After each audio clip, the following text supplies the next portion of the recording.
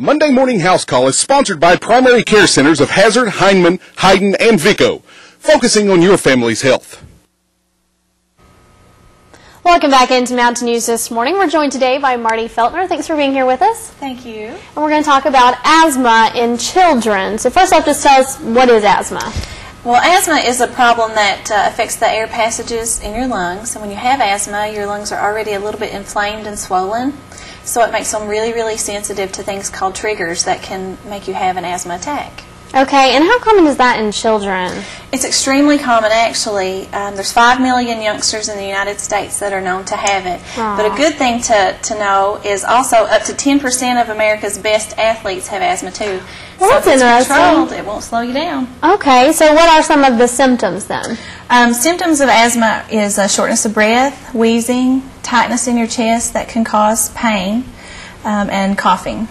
Okay, you were talking, some children just have certain things that will trigger the asthma attack. What are some of those triggers? Yeah, there's several different triggers. Just having a respiratory infection, a little cold can do it. Exercise and sports, so that's why a lot of times you'll carry your inhaler and do an inhaler before an activity. Weather, extremes in weather, either really cold or really hot. And irritants and pollutants, especially cigarette smoke, so no smoking in a home with a kid with asthma. Certain medications and foods, like aspirin, sometimes can be a trigger, and allergies to tons of different things, dust, molds, cats, things like that, and even stress. So what does it feel like for someone when they're having an asthma attack? It'll just start to where you'll be coughing a little bit, and then according to how severe your asthma is, you can really have a really bad attack to where you can't breathe at all. So it's really important for a child to know what medications that they're on, know the names of the medications, and know when to use them. If you catch them early, then you can slow asthma attack down usually. Okay, and how can parents work? You said all those athletes have it. As long as it's controlled, it's good. So how can parents help their children make a plan, and that way it's not a big issue?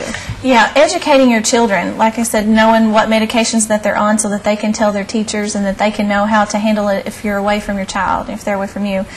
So knowing your medications, knowing when to use it, also knowing what triggers your asthma attack so that you can avoid those things. Recognizing the early warning signs of it, and just having a plan on what to do for emergencies, having extra inhalers too around. And a big thing is having your peak flow meter so that you know when an asthma attack is coming on. Okay, so how do you know if you're having an asthma attack, when do you pick up the phone and call the doctor? With severe symptoms, and that's why education is the key.